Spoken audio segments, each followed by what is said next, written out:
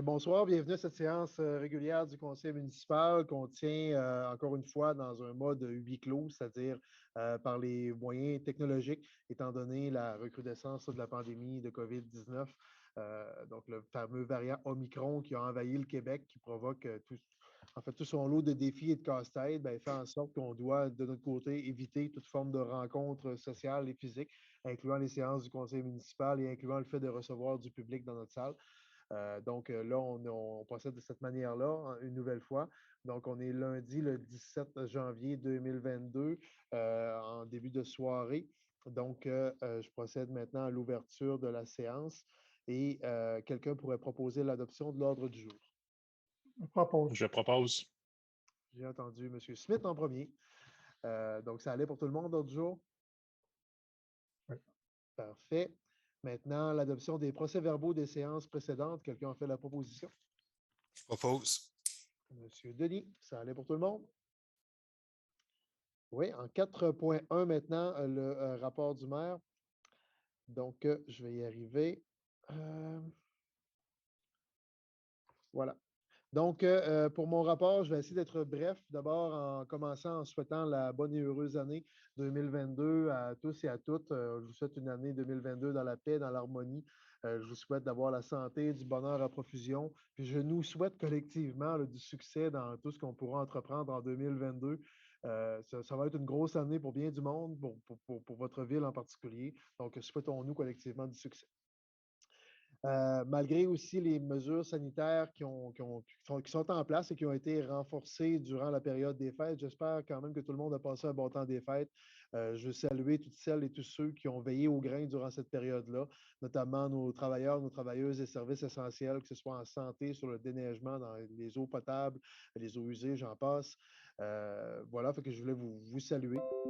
Je voulais aussi, je voulais aussi dire que on continue de travailler du côté municipal. L'hôtel de ville est fermé au public, évidemment, en raison des mesures sanitaires. Nos employés sont en télétravail. Ce n'est pas évident, même du côté du conseil, on est encore en Zoom ce soir, je le disais d'entrée de jeu. Ce n'est pas optimal pour faire avancer les dossiers municipaux, mais encore là, on fait notre gros possible pour faire nos suivis, pour que ça avance quand même si ce n'est pas toujours évident de travailler à distance sans avoir le petit côté social puis les petites jasettes qu'on peut avoir plus facilement quand on est entre humains plutôt que par ordinateur interposé. Mais on continue d'avancer. Puis, parlant de mesures sanitaires, je le sais qu'à peu près tout le monde est un peu tanné de tout ça, tout le monde est à bout de souffle. Les notions de télétravail, de téléenseignement, de ne pas pouvoir voir sa famille, pouvoir voir ses amis, tous les débats avec les anti-vaccins, les pertes financières des entreprises, les entreprises, entre autres, dans le milieu culturel, dans le milieu de la restauration, qui subissent d'énormes pertes depuis plusieurs mois, en particulier ces temps-ci. Je compatis énormément avec eux. Et j'en passe des impacts négatifs de tout ça. Par contre, au-dessus de la mêlée, si on se met au-dessus de la mêlée, il faut toujours garder le focus sur l'objectif ultime qui est de se débarrasser du virus, même si ce n'est pas toujours facile. Donc, c'est un peu comme ça que je vais introduire ce soir. Maintenant, je vais y aller, comme le veut la coutume, avec un petit bilan en rafale des rencontres et autres événements auxquels j'ai participé depuis mon dernier bilan, c'est-à-dire du 6 décembre dernier jusqu'à ce soir, inclusivement. Donc, si j'inclus le 6 décembre et ce soir, ça fait 3 séances du conseil, plus 2 séances de travail sur le budget, plus une assemblée de consultation. On a aussi eu 2 séances du Conseil des maires de la MRC, puis une réunion virtuelle avec le ministère des Ressources naturelles sur les potentiels du territoire public. Au palier régional, en décembre, on a eu des CA de la Régie des matières, la RITMRG, la Régie intermunicipale des matières résiduelles de la Gaspésie, où on a élu le conseiller James Keys à la présidence du CA pour la prochaine année. On a aussi un CA de la Régie de l'énergie Gaspésie-les-Îles, un CA de la Régie des transports et un CA de la Société de chemin de fer de la Gaspésie. Au niveau national, avec l'UMQ, j'ai tenu un bureau des dirigeants, un conseil d'administration. J'ai aussi parlé à plusieurs maires de partout au Québec. J'ai aussi une rencontre virtuelle avec le ministre Pablo Rodriguez et une autre avec la ministre fédérale du Développement rural, Gody Hutchins.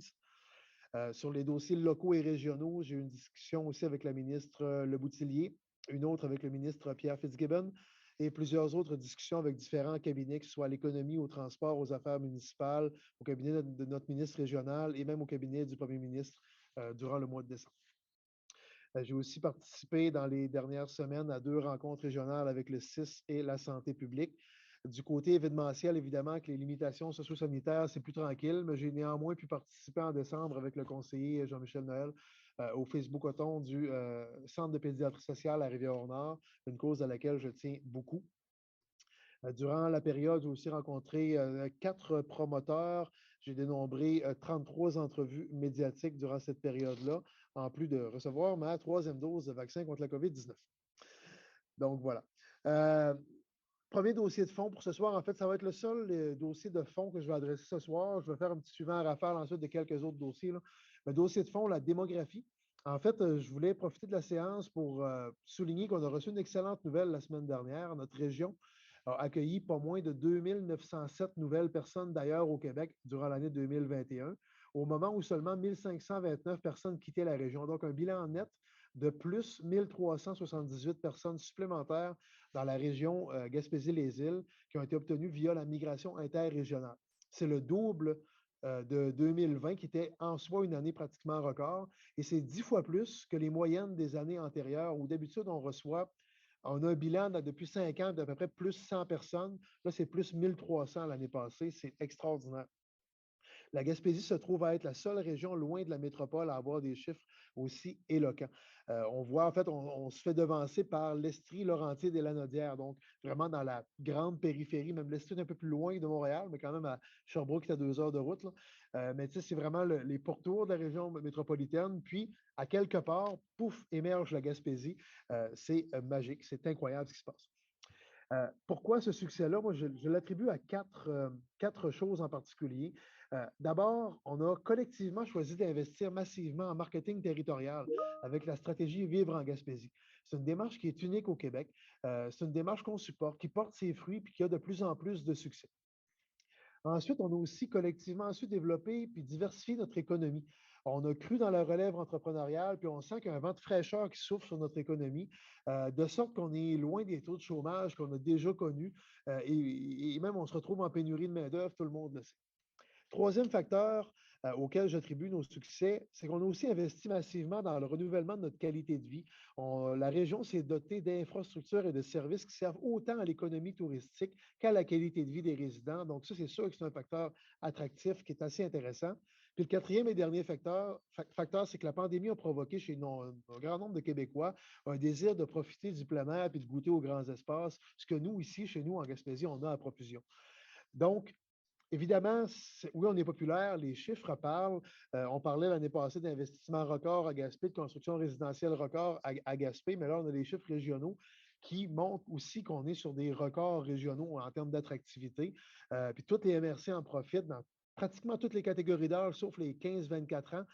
En fait, c'est le départ vers les études supérieures à l'extérieur de la région qui explique que c'est la seule classe d'âge où on est en déficit parce qu'on n'a pas de campus universitaire dans notre région.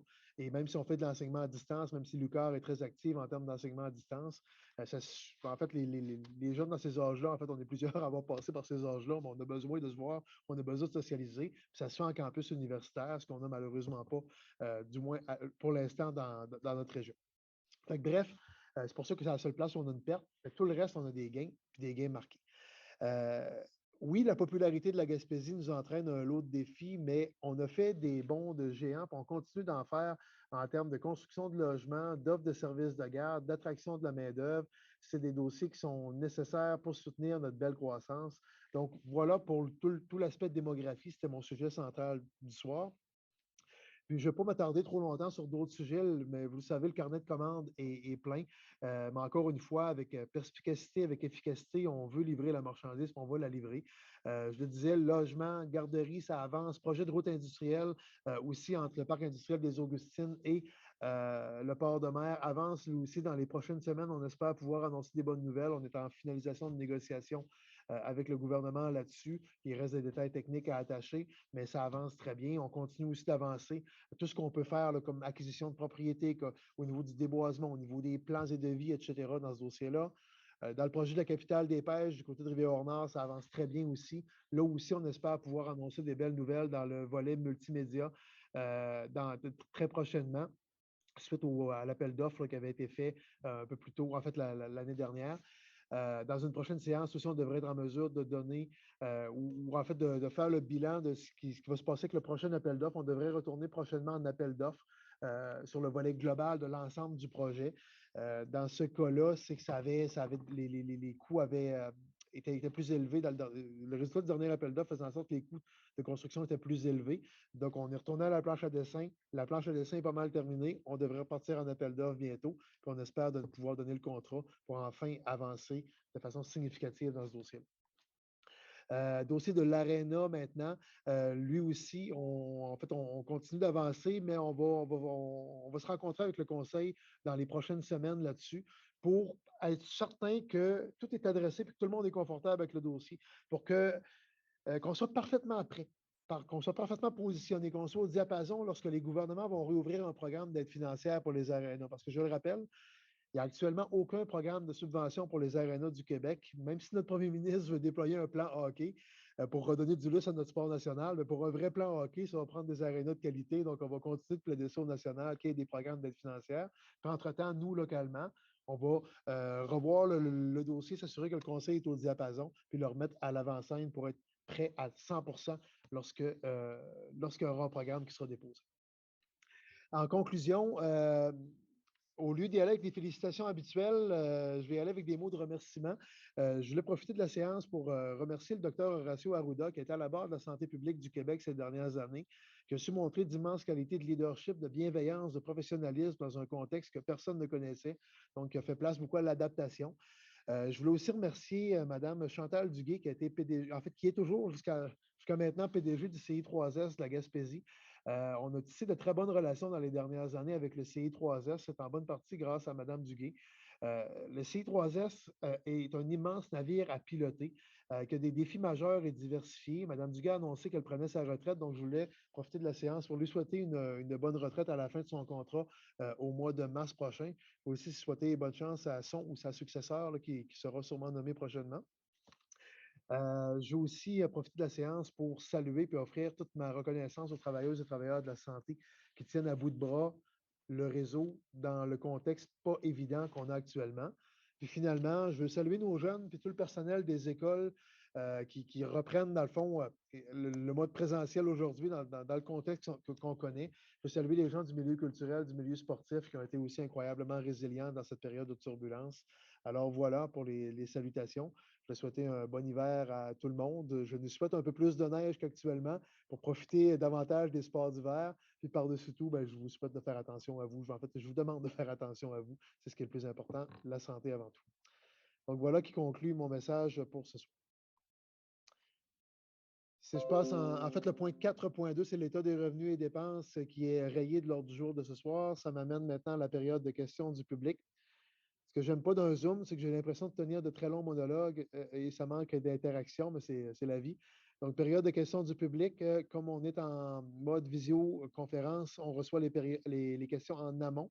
On en a reçu 2 pour ce soir. Je vais les retrouver. Donc, je les ai ici. Donc, première question qui nous provient de Mme Linda Clements pour le comité des usagers et des résidents de la plage de Haldimand. Donc, la question va comme suit, et je la lis intégralement. On dit: les membres du comité des usagers et des résidents de la plage d'Haldimand voudraient savoir où vous en êtes rendu dans vos démarches d'entente avec le ministère et la communauté de Gaspé concernant l'avenir des plages et si la Ville reste sur sa position qui respecte celle émise par la population lors de la consultation, soit l'interdiction de camping sur la plage d'Haldimand. Merci de bien vouloir nous informer. Ma réponse est que pour le moment, notre alignement pour 2022 demeure le même que pour 2021. 2021, en fait, on peut dire qu'on a connu un certain succès. Il y a eu beaucoup d'achalandage sur les plages, mais on n'a pas connu les débordements de 2020. Donc, ça a bien été. Donc, je pense que la recette est quand même bonne. Ceci dit, il y a eu des discussions qui ont débuté avec les ministères concernés pour la prolongation des baux de location du territoire public. Il y a aussi eu des débuts de discussion avec la Première Nation Mi'kmaq de Gaspé en vue de former un comité de travail et pour adresser la suite à donner à ce dossier-là, tant sur la protection de l'environnement, sur la protection des plages, que sur les opportunités à saisir pour l'avenir. Bref, si l'été débutait demain matin, je dirais en fait, ce serait le maintien vraisemblablement du statu quo de 2021. Mais qu'il va y avoir des discussions encore à venir. Puis on amorce des discussions avec beaucoup d'ouverture avec les représentants de la Première Nation de Gaspé, qui s'inscrivent aussi dans les démarches consultatives des ministères qui ont été entamées là, sur le renouvellement des baux de location du territoire public. Donc, si c'était demain matin, l'été, bien, ce sera le statu quo 2021 quant à moi. Par contre, je montre énormément d'ouverture à travailler sur des partenariats avec la Première Nation de Gaspé. Puis la table est mise, on est en mode comité de travail actuellement. Mais honnêtement, ça n'a peut-être pas avancé au rythme qu'on l'aurait voulu pour mille et une raisons. Là. Puis je ne jette pas le blâme sur personne. Mais bref, ça chemine et les attentes principales que j'ai compris du comité des résidents de la plage, c'était de maintenir l'interdiction de camping. Pour l'instant, c'est l'optique qu'on privilégie nous autres aussi.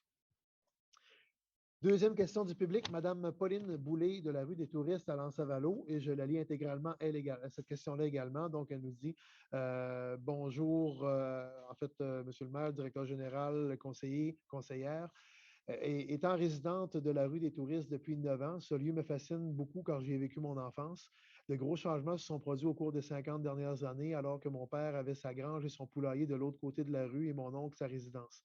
Quand nous y sommes arrivés, mon conjoint et moi, en 2013, Clément pouvait tondre avec un tracteur à gazon cette partie de terrain. Maintenant, il ne peut même pas y aller avec une tondeuse tellement le terrain s'est affaissé dû à l'érosion. J'ai entendu dire que des démarches sont entreprises afin de sécuriser cette rue, mais nous, les résidents, n'avons pas eu de nouvelles des avancements de ce dossier. Je suis consciente aussi que notre nouveau conseiller a quand même plusieurs dossiers avec lesquels il doit se familiariser. Je crois même qu'un comité citoyen de cette rue devrait être formé. En attendant, je pourrais être la porte-parole de mon voisinage. J'apprécierais beaucoup que M. Denis me donne un suivi du dossier. Je vous remercie de l'attention que vous porterez à ma demande avec toute ma reconnaissance. Donc, Madame Boulay, pour votre question, en fait, M. Denis nous avait justement apporté le dossier en séance de travail avant la séance publique. Donc, je vais y aller, je vais résumer un peu ce qu'on s'est dit en séance de travail. Le dossier a cheminé. Puis, en fait, l'une des pièces maîtresses qu'on attendait et qui a été livrée pas plus tard qu'aujourd'hui, en fait, dans un drôle d'hasard, en une séance, et l'étude a été livrée aujourd'hui. C'est justement une étude qui vient compléter, si on veut, ou qui va plus en profondeur que l'étude d'options qu'on avait déjà reçues.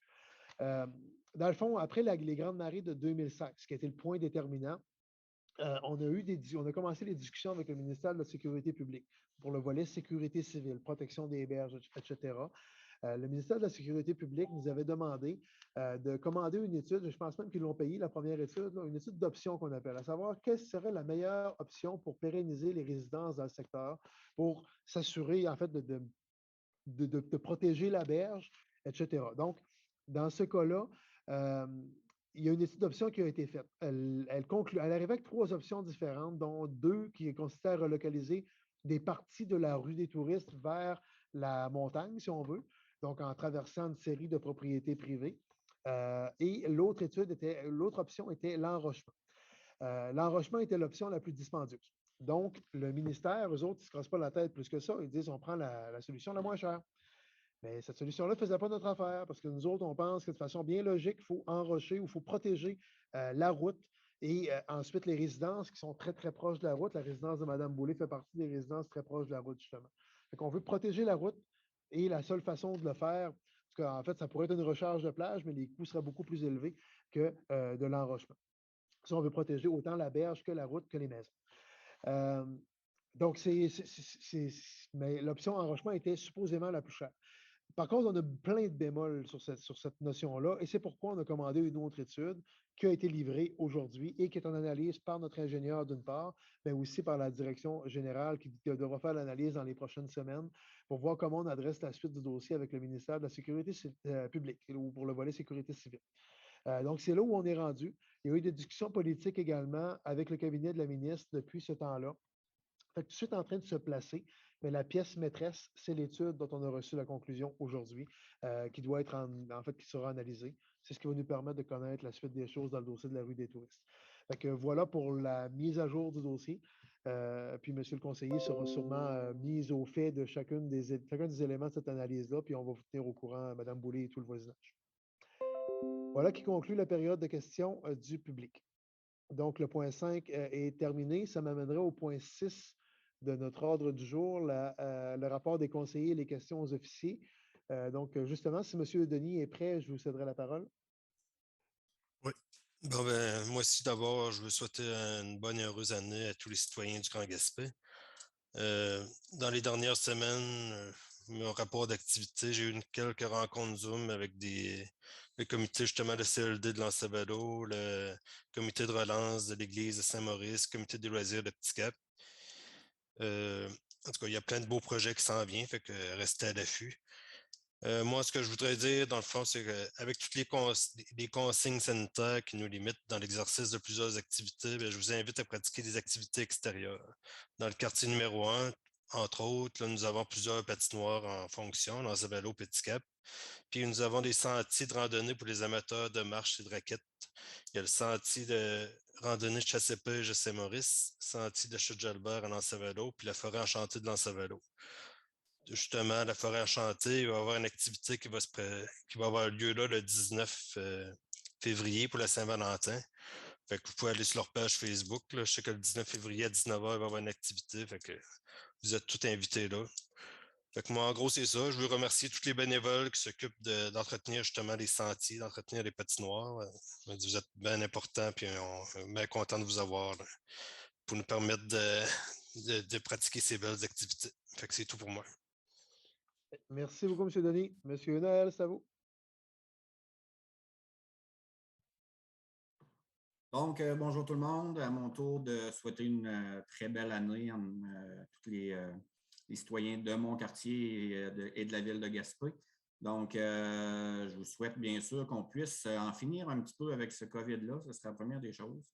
Je pense qu'on mérite tout ça pour que nos sports puissent recommencer, nos restaurants, peu importe. Donc, qu'on ait une vie, entre guillemets, un petit peu plus normale. Donc, je vous souhaite une bonne année et surtout santé et bonheur à tous les citoyens. Pour ce qui est des rapports d'activité, donc, je suis allé la semaine passée avec la directrice des loisirs, Caroline, pour voir un petit peu où s'aligner avec il nous manque un terrain dans le fond à Rivière-Nord. J'ai l'autorisation d'ailleurs du comité ainsi que de la directrice des loisirs pour vous passer le mot que nous sommes à la recherche d'un terrain municipal. Donc, pour justement ce projet de parc à chiens-là, on a visité certains endroits. Il y a toujours des contraintes, que ce soit de zone inondable ou peu importe. Donc, on a convenu de faire un appel qui sera aussi mis sur les réseaux sociaux à la population pour voir si vous avez des idées un petit peu où on pourrait mettre le projet monté en passant. Le comité existe depuis déjà 5 ans. Donc, on en est rendu là. Donc, je vous invite à ce super beau projet-là qu'on souhaite mettre en marche plus tôt que tard. Ensuite, M. le maire l'a dit précédemment, on est allé au mois de décembre aussi pour ce qui est de la guignolée au profit de l'équipage à Rivière-Nord. Donc, super beau moment. Puis, j'en profite aussi pour féliciter tous les... premièrement, Mona Sirois, la directrice, ainsi que son équipage là, pour la belle somme amassée au cours de cet événement-là. Ensuite, beaucoup d'échanges informels aussi avec des citoyens. J'ai demain, pas demain, plutôt mercredi, une rencontre avec la Corporation de Rivière-Nord en ce qui a trait au projet de la capitale des pêches. Donc, on va voir où on en est un petit peu rendu avec tout ça. J'en profite aussi pour vous donner une mise à jour pour ceux qui regarderont le conseil sur les lumières de la rue du Banc. J'ai eu quelques entretiens dans le fond, avec notre directeur des travaux publics. Donc, c'est un bris effectivement majeur. Je l'avais aussi inscrit sur les réseaux sociaux, là. Donc, c'est un bris majeur qui va nous amener à ne pas avoir de lumière sur la rue du Banc pendant un certain temps. Les délais restent à déterminer. Donc, je vous invite surtout en soirée, d'utiliser une autre option là, pour tout ce qui est marche, course, etc. C'est pour votre sécurité que je vous conseille le tout, bien sûr. Pour ce qui est je vais aussi aller voir notre comité de la patinoire. Donc, je suis allé à la patinoire, eu quelques petits entretiens avec Georges Bernard, que je pense que le monde du quartier connaisse très bien, qui s'occupe de la patinoire Rivière-Nord depuis plusieurs années. Donc, un peu comme Mathieu disait tout à l'heure, je vous invite à profiter de ces installations-là. La patinoire est d'une qualité exceptionnelle. Profitez-en. Il y a beaucoup de monde qui l'utilise. Puis, je pense que ça fait du bien, surtout en période de pandémie où nos activités sont un petit peu limitées. Donc, ça fait le tour pour moi. Encore là, je vous souhaite une très bonne année en espérant on puisse faire nos conseils en présence le plus rapidement possible. C'est tout pour moi, M. le maire. Merci beaucoup, M. Noël. Je cède maintenant la parole à Mme Giroux-Bossé. Bonsoir, chers citoyens, chers collègues, Monsieur le maire. Alors, moi aussi, tout d'abord, je voulais vous souhaiter une belle année 2022. Donc, la santé avant tout, en ces temps de pandémie, je pense que c'est ce qui reste primordial. Donc, au niveau du rapport de mes activités, le 10 janvier, j'ai rencontré le comité du centre communautaire Le Griffon, qui m'ont fait état de la situation et des prochaines actions pour faire avancer le dossier. Ensuite, le 12, j'ai rencontré le comité du camp de jour Les Griffons de Lens. Le 12 aussi, j'ai rencontré le comité du centre artistique de Capozzo. Et le 14, j'ai eu une rencontre avec la directrice de l'école Saint-Joseph-Alban pour le dossier des Griffons de Lens. Donc, au niveau des cafés-rencontres qui étaient prévus pour le comité citoyen de quartier et l'agrandissement de la table de concertation, ça va seulement être partie remise. Aussitôt que je vais avoir les assouplissements du gouvernement, je vais pouvoir vous faire parvenir des nouvelles dates par des journaux, le placoté et au niveau de ma page Facebook. Et aussi, on avait eu l'invitation de mon collègue, M. James Keys, à participer au défi des châteaux de neige. Donc, j'espère qu'on va pouvoir avoir de la belle neige bientôt pour pouvoir participer. Et je vous invite à nous envoyer vos photos sur les réseaux sociaux. Là, ça ferait une belle vague de positifs de voir des beaux châteaux de neige partout dans les quartiers de la municipalité. Merci beaucoup.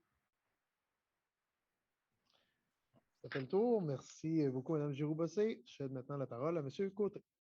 Bonsoir tout le monde, Monsieur le maire et mes collègues et mes citoyens du quartier 4 et de la ville de Gaspé. J'aimerais pour commencer vous souhaiter une très bonne année, surtout de la santé. Puis, comme Jean-Michel et tout le monde dit, ben, on a hâte que le COVID nous donne un break un peu.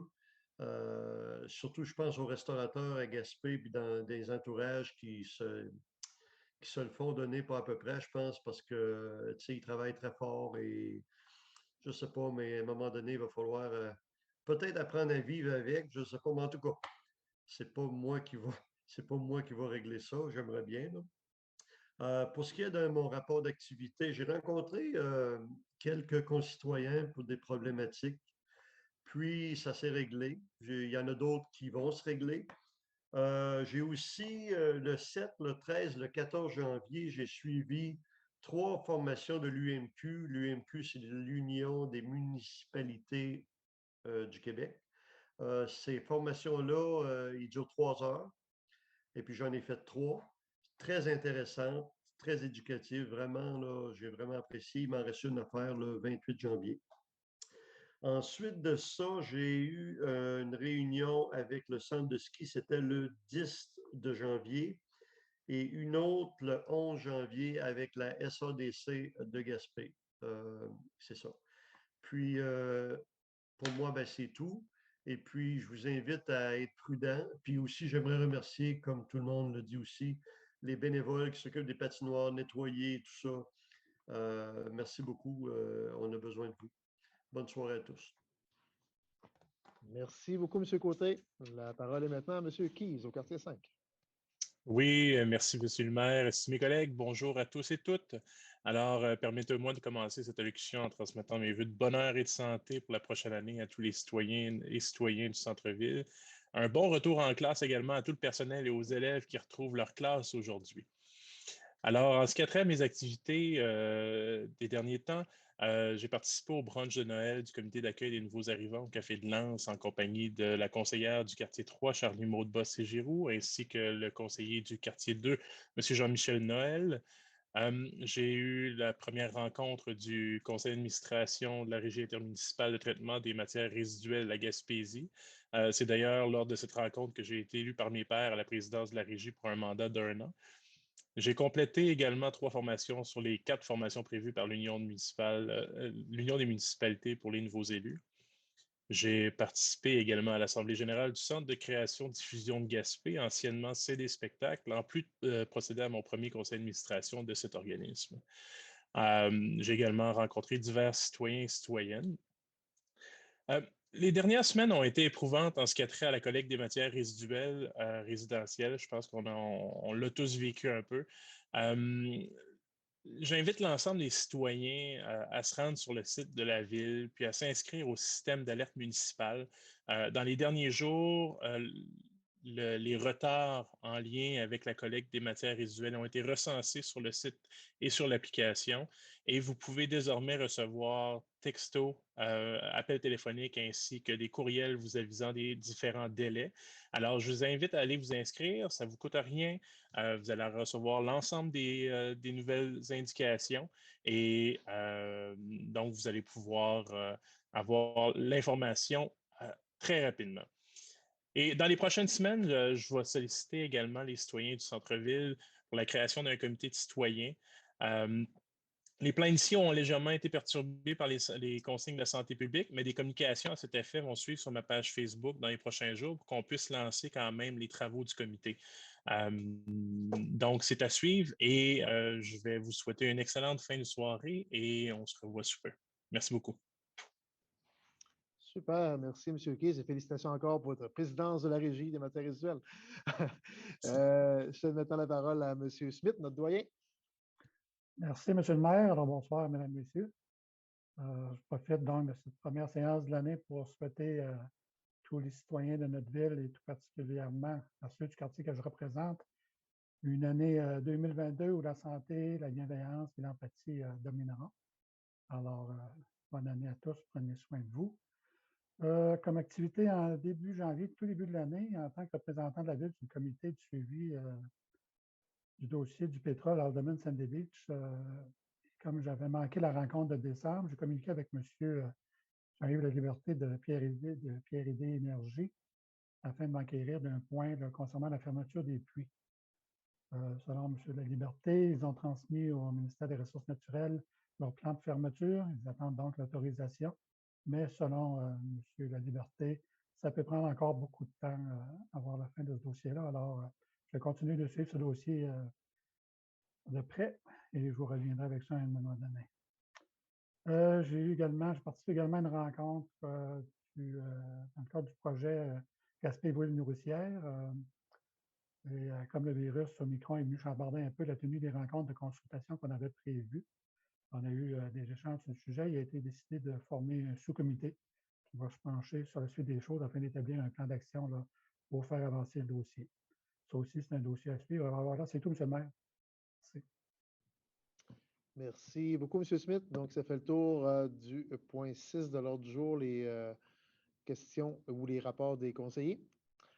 Ça nous amènerait au point 7, donc l'acceptation des comptes.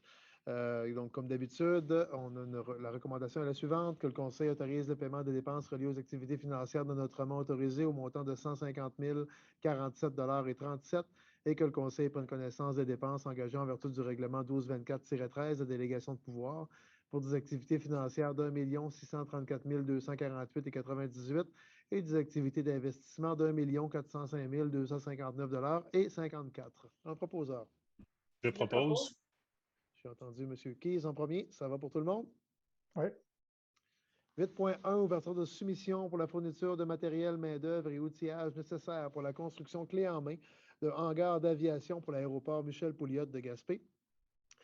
Dans ce dossier-là, on a fait un premier appel d'offres sur le SEAO, Système électronique d'appel d'offres, donc à la grandeur du Québec, comme le veut le processus légal. Le premier appel d'offres n'avait pas été concluant, ça avait sorti plus cher qu'estimé. Donc, on a fait un deuxième appel d'offres public. On a reçu 3 soumissions. Encore une fois, c'est un peu plus élevé que prévu. Par contre, on s'est entendu avec notre partenaire financier principal, qui est Développement économique Canada, là, qui paye 90% de la facture, pour tasser certains items de la subvention pour mettre le focus sur les hangars qui était notre priorité.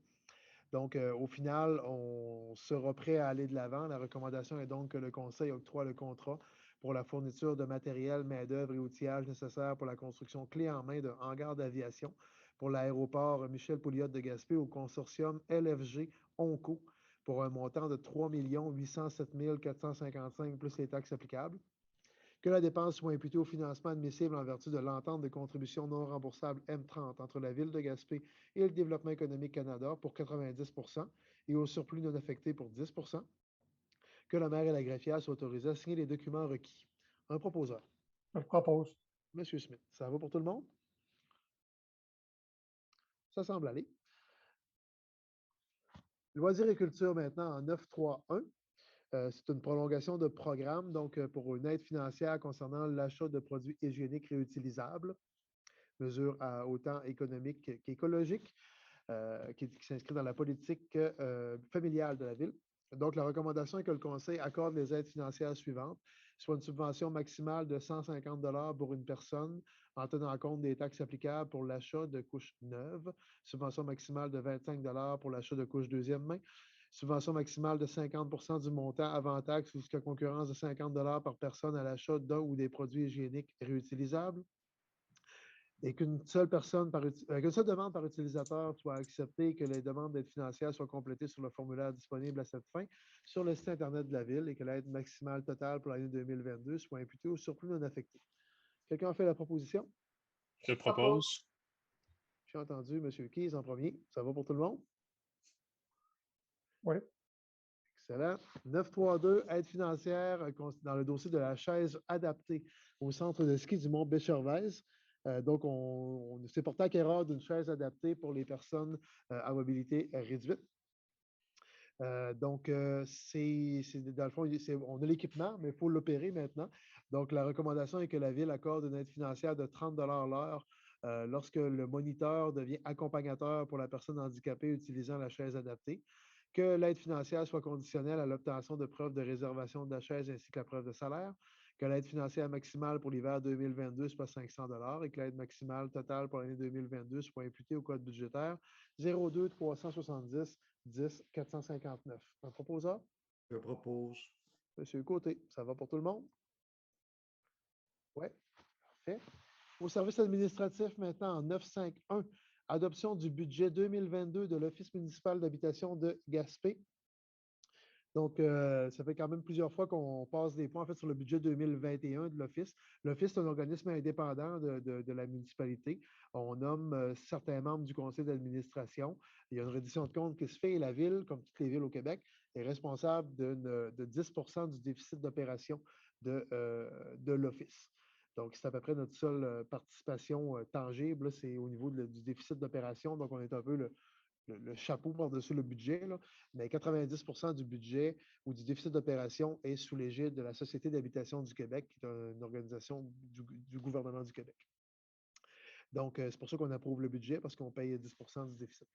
Donc, la recommandation est que la municipalité approuve les prévisions budgétaires de 2022 de l'Office d'habitation au montant de 2 595 935 $, que la participation de la municipalité au montant de 148 249 $ soit imputée au code budgétaire 02 370 00 962.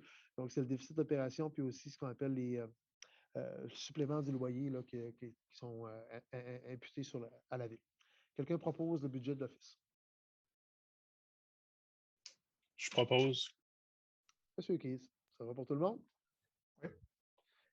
9.6.1, les points du greffe. Demande de dérogation mineure pour M. Richard Labadie au nom de la compagnie Les Pétroles Cadeco Inc. Pétrole Cadeco, c'est la station-service à Saint-Majoric. Donc, il y a des projets, il y a différents projets là, de modernisation, si on veut, et de se transformer en volet dépanneur principalement. C'est assez connu. Donc, la recommandation, dans notre cas, nous, on est au niveau du zonage, au niveau des marges de recul, etc. Donc, il y a une dérogation mineure qui était nécessaire dans leur dossier. Donc, la recommandation, après tous les travaux du CCU, c'est que le Conseil accepte la demande de dérogation mineure de M. Richard Labadie pour la compagnie Pétrole Cadeco pour la propriété située au 1300 boulevard de Saint-Majoric, que la dérogation mineure admise consiste en la réduction de 6,98 mètres de la marge de recul avant pour un poste d'essence avec dépanneur par rapport à la marge de recul avant minimale de 15 mètres établie à l'article 13.3.3 du règlement de zonage 1156-11 afin de permettre la construction d'un poste d'essence avec dépanneur ayant une marge de recul de 8,02 mètres Ce qu'on doit savoir dans ce dossier-là, c'est qu'il y a quand même une grosse emprise du ministère des Transports là, par rapport aux marges de recul. Et l'autre élément que je dois mentionner avant de prendre un proposeur, c'est qu'il y a eu consultation publique qui a été faite. Donc, les gens pouvaient rendre leurs commentaires là-dessus et on n'a pas reçu aucun commentaire avant l'adoption de ce soir. Donc, maintenant, ça me prendra une proposition. Propose. Monsieur Côté, ça va pour tout le monde? Oui. Excellent. Maintenant, pour les points 962 à 9610, Madame la greffière, à 969, pardon, 962 jusqu'à 969, Madame la greffière, je vous laisse y aller en rafale. Oui, donc dépôt du certificat, consultation écrite pour le règlement 1459-21, créant une réserve financière au profit de l'ensemble du territoire de la municipalité pour une somme de 90 000 en 2022. Donc, suite à une consultation écrite qui s'est tenue du 30 décembre 2021 au 14 janvier 2022, aucune personne ne s'est enregistrée et le règlement est réputé approuvé par les personnes habiles à voter. Et si vous le permettez, pour les points 9.6.2 jusqu'à 9.6.8, il s'agit là, des réserves là, pour chaque quartier. La consultation s'est tenue dans les mêmes dates et puis pas personne n'a communiqué avec nous pour faire des représentations ou pour s'y opposer. Donc, pour le règlement 1460-21, il s'agit de la réserve pour le quartier numéro 1 de 5 000 $. Pour le 1461-21, la réserve pour le quartier numéro 2 au montant de 13 000 $. Pour le règlement 1462-21, il s'agit du quartier numéro 3 pour un montant de 15 000 $. Le 1463-21, le quartier numéro 4 pour 8 000 $. Le 1464-21 pour le quartier numéro 5 pour 20 000 $. Et le 1465-21 pour le quartier numéro 6 pour un montant de 8 000 $.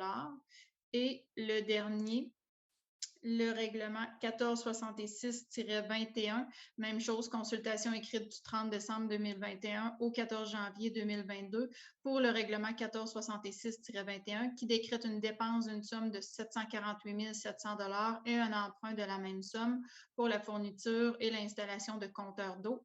Aucune personne ne s'est enregistrée. Ce règlement est réputé approuvé par les personnes habiles à voter, tout comme les autres nommés précédemment. Excellent. Merci beaucoup, Madame la greffière. Donc, c'était des dépôts de certificats. Il n'y a pas de proposition là-dessus, pas de résolution là-dessus. Ça nous amène maintenant en 9.6.10, qui est une vente de terrain acquis lors des inondations de 2007, soit le lot 3 306 372 cadastres du Québec. Donc, la recommandation est que la Ville, ça c'est en vertu de la politique, là, on a une politique là-dessus sur la vente des terrains qui ont été acquis lors des inondations, donc c'est ce qu'on met en application. Donc, la recommandation est que la Ville vende à Mme Joanne Derry le lot en question, le 3 306 372 cadastres du Québec, pour une somme de 900 $ plus les taxes applicables, laquelle somme correspond à l'évaluation municipale du terrain au jour de la transaction. Que cette vente soit conditionnelle à la constitution en même l'acte de vente d'une servitude de non-construction affectant la totalité du lot 3 306 372 et en faveur du lot 4 055 611 cadastres du Québec. Que la vente soit faite sans aucune garantie légale au risque et péril de l'acquéreur. Que les frais de notaire et d'arpentage, s'il y a lieu, soient à la charge de l'acquéreur. Que le maire et la greffière soient autorisés à signer les documents requis et que l'acte de vente devrait être signé avant le 30 avril 2022. Quelqu'un propose? Propose. Monsieur Noël, ça va pour tout le monde? Oui. Excellent, merci. En 9611, paiement de facture concernant les assurances de véhicules. Donc, la recommandation est que le Conseil autorise le directeur des services administratifs à acquitter la facture d'assurance générale pour l'assurance véhicule classe affaires auprès de la Capitale Assurance Générale au montant de 45 597 $ plus les taxes applicables pour l'année 2021-2022, ainsi que la facture pour les modifications apportées en 2021 au montant de 186 $ plus les taxes applicables pour un montant total de 45 783 $ plus les taxes applicables.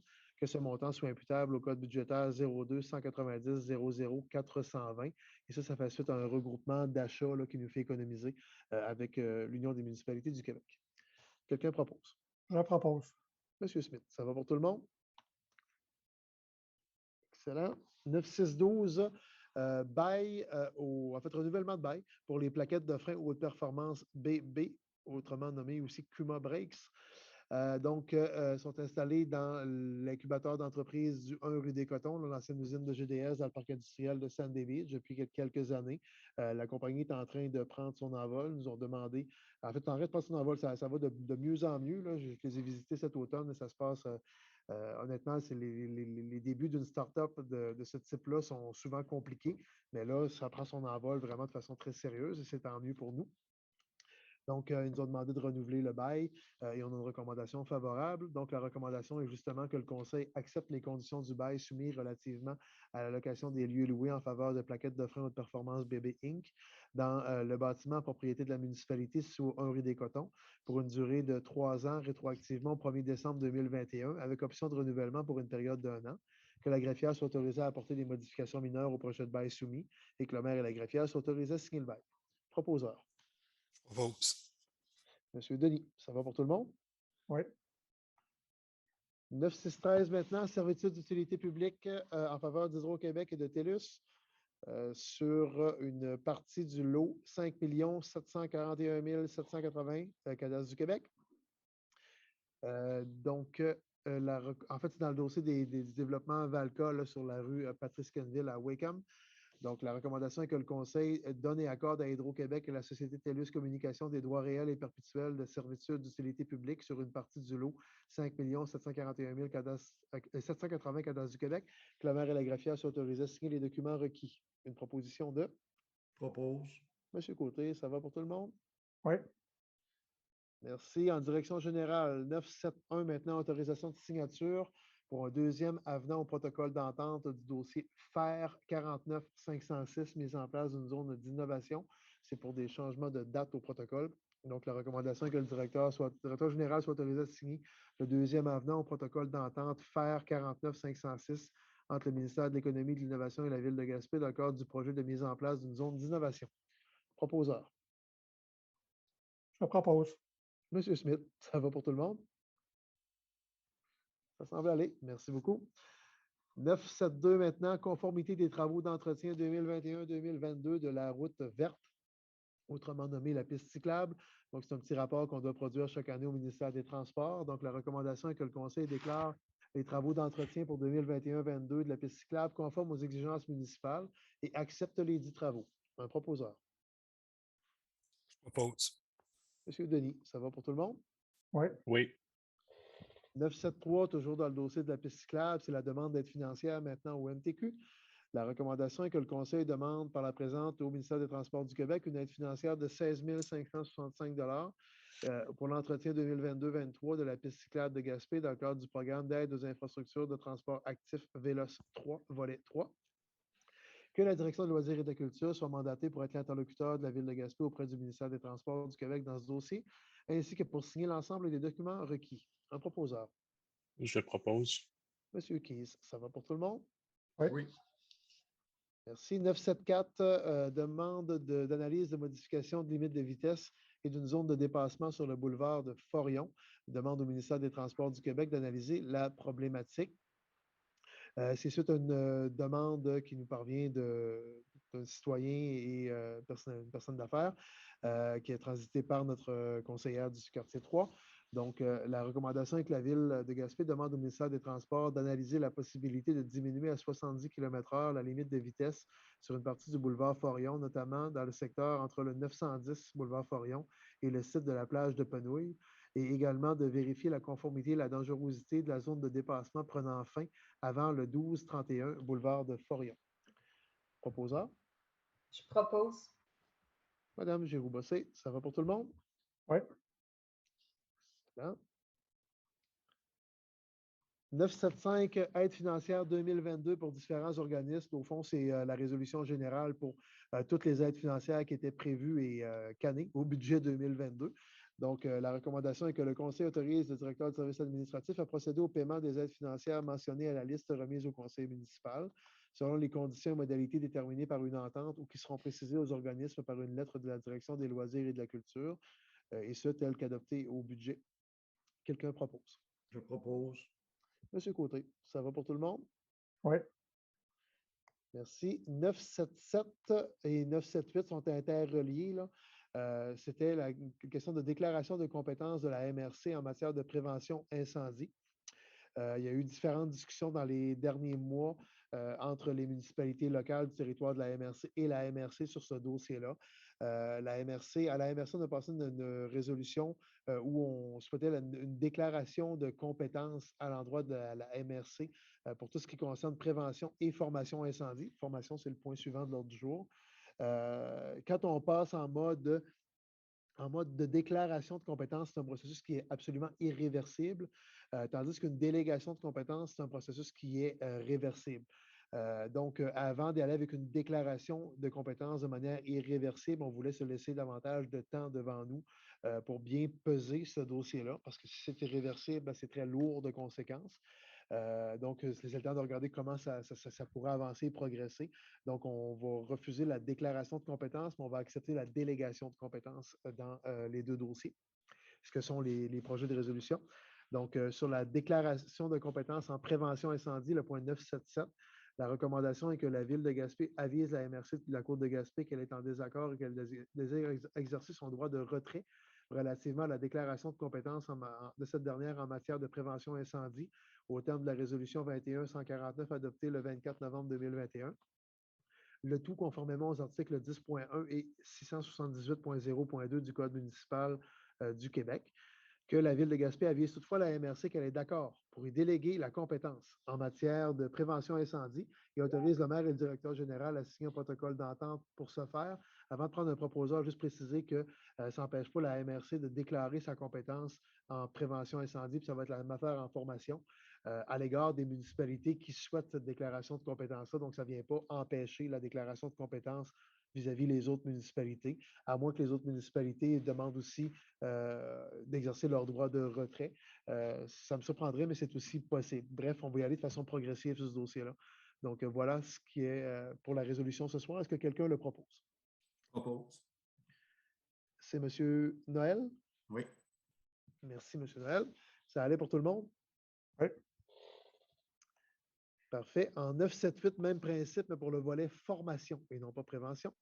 Donc, exactement la même recommandation, c'est que la Ville avise la MRC qu'elle est en désaccord et qu'elle désire exercer son droit de retrait relativement à la déclaration de compétences de cette dernière en matière de formation des pompiers au terme de la résolution 21-150 adoptée le 24 novembre 2021, conformément aux articles 10.1 et 678.0.2 du Code municipal du Québec, que la Ville avise toutefois à la MRC qu'elle est d'accord pour y déléguer la compétence en matière de formation des pompiers et autorise le maire et le directeur général à signer un protocole d'entente pour ce faire.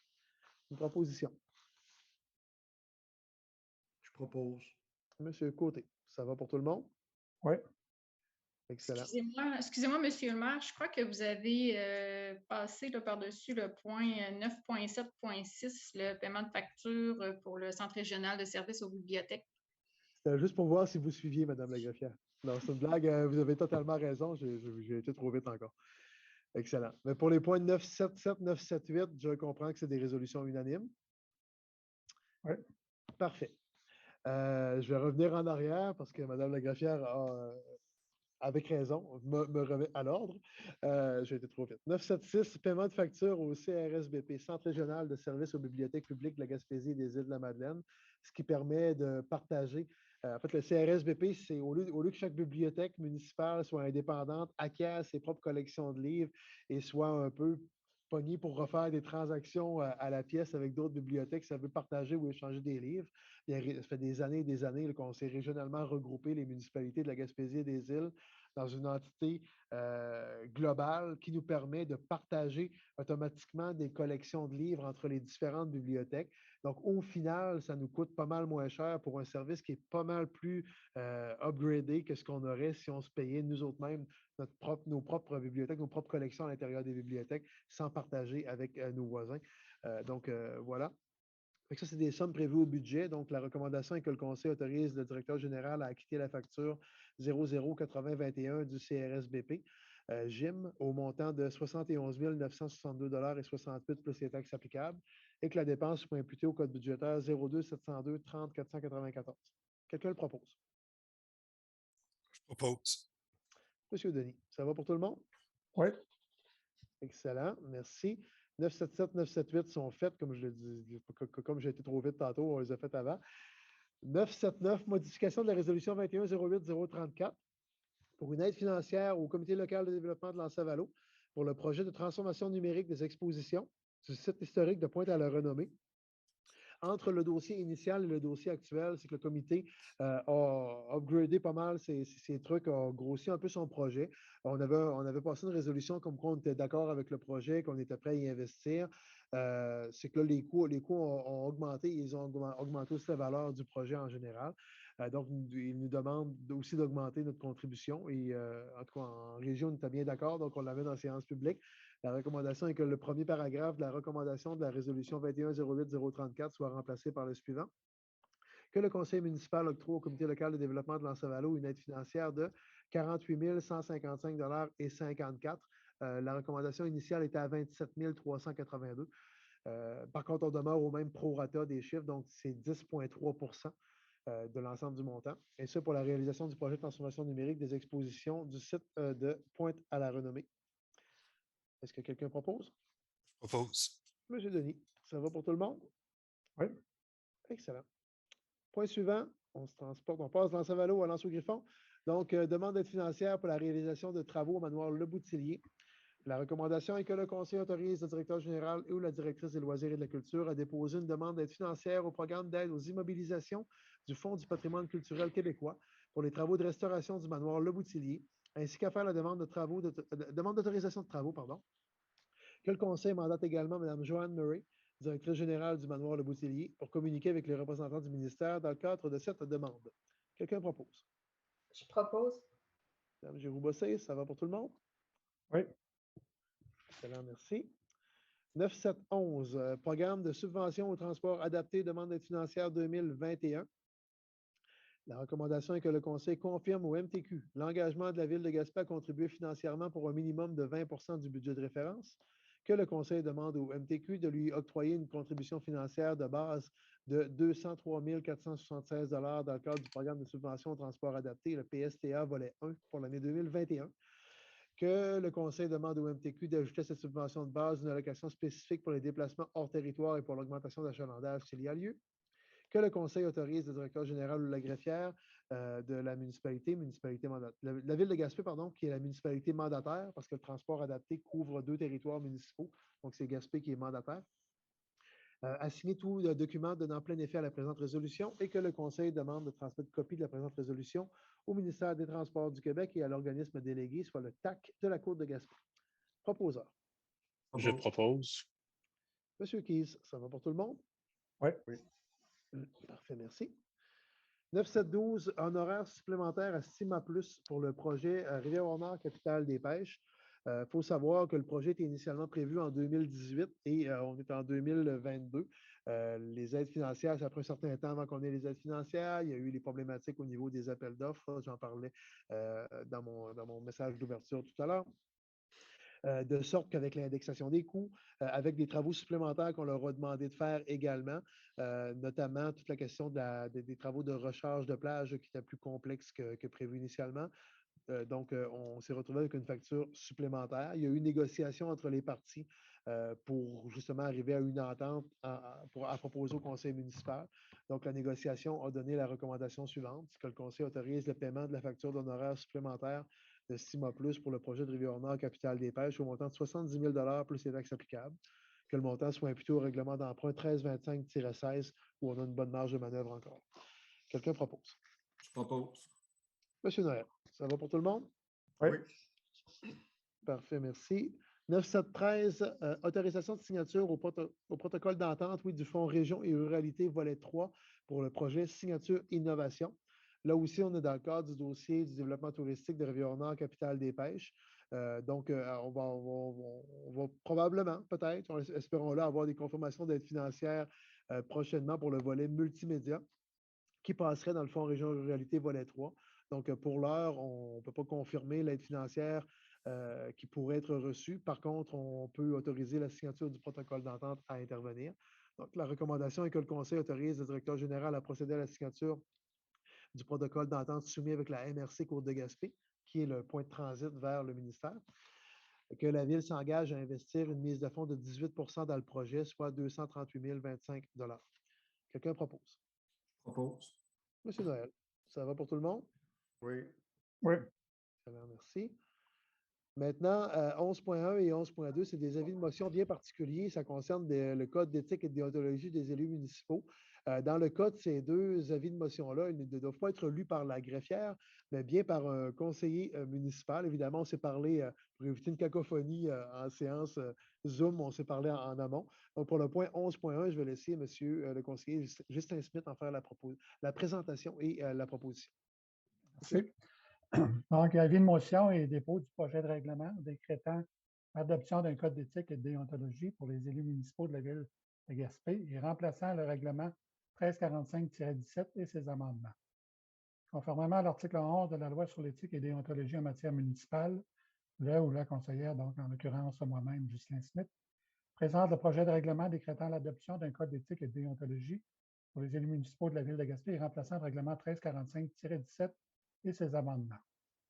L'adoption de ce règlement est nécessaire afin de se conformer à la loi sur l'éthique et la déontologie en matière municipale qui édicte à son article 13 qu'une municipalité doit, avant le 1er mars qui suit toute élection générale, adopter un code d'éthique et de déontologie qui remplace celui en vigueur avec ou sans modification. Le code d'éthique et de déontologie des élus de la Ville de Gaspé poursuit les buts suivants. Accorder la priorité aux valeurs qui fondent les décisions d'un membre du conseil de la municipalité et contribuer à une meilleure compréhension des valeurs de la municipalité. Instaurer des normes de comportement qui favorisent l'intégration de ces valeurs dans le processus de prise de décision des élus et de façon générale dans leur conduite à ce titre. Prévenir les conflits éthiques et, s'il en survient, aider à les résoudre efficacement et avec discernement. Assurer l'application des mesures de contrôle aux manquements déontologiques.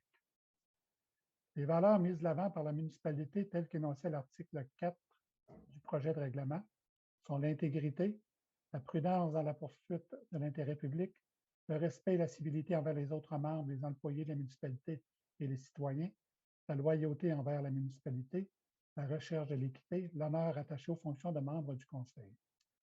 L'article 5 du dit projet de règlement instaure des règles de conduite qui ont notamment pour objectif de prévenir toute situation où l'intérêt personnel du membre du conseil peut influencer son indépendance de jugement dans l'exercice de ses fonctions, toute situation qui irait à l'encontre des articles 304 et 361 de la Loi sur les élections et les référendums dans les municipalités, le favoritisme, la malversation, les abus de confiance ou autres inconduites.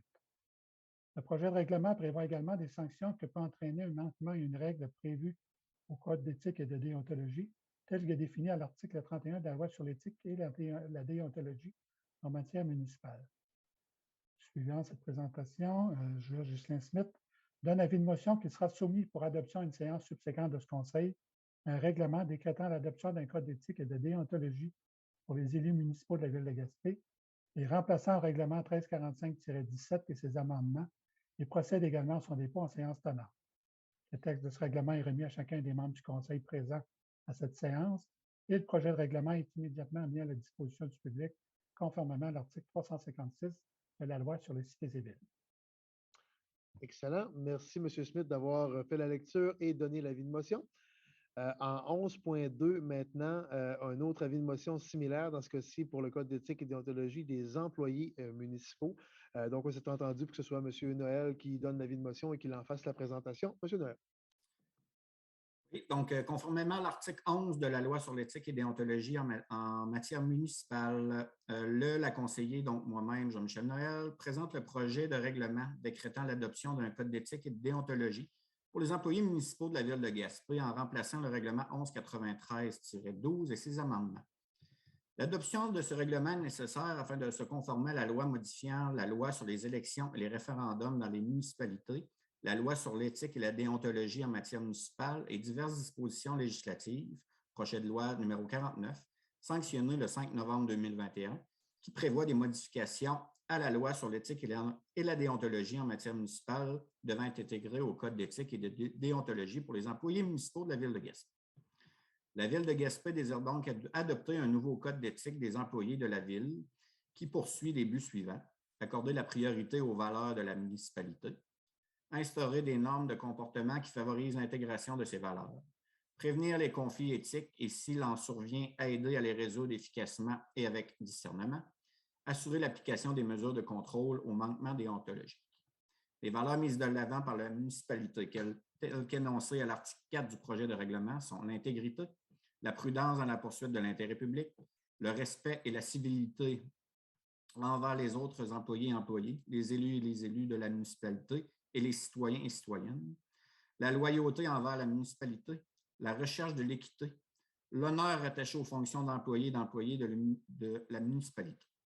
L'article 5 du dit projet de règlement instaure des règles de conduite qui ont notamment pour objectif de prévenir toute situation où l'intérêt personnel de l'employé ou l'employé peut influencer son indépendance de jugement dans l'exercice de ses fonctions, toute situation qui irait à l'encontre de toute disposition d'une loi ou d'un règlement du gouvernement ou d'un règlement du conseil municipal ou d'une directive s'appliquant à un employé ou à un employé, le favoritisme, la malversation, les abus de confiance et autres inconduites. Le projet de règlement prévoit également les sanctions que peut entraîner un manquement à une règle prévue au Code d'éthique et de déontologie, tel que défini à l'article 31 de la Loi sur l'éthique et la déontologie en matière municipale. Suivant cette présentation, je donne l'avis de motion qui sera soumis pour une adoption à une séance subséquente de ce Conseil, un règlement décrétant l'adoption d'un Code d'éthique et de déontologie pour les employés municipaux de la Ville de Gaspé, remplaçant le règlement 1193-12 et ses amendements, et procède également à son dépôt en séance tenante. Le texte de ce règlement est remis à chacun des membres du Conseil présents à cette séance et le projet de règlement est immédiatement mis à la disposition du public conformément à l'article 356 de la Loi sur les cités et villes. Merci beaucoup, M. Noël, pour l'avis de motion et pour sa présentation. Donc, voilà qui complète le 11.2. 11.3 maintenant, avis de motion et dépôt d'un projet de règlement décrétant un emprunt et une dépense d'une somme de 278 217 $ pour la réalisation de travaux de réfection de composantes des réseaux d'aqueducs et d'égouts. Madame la greffière.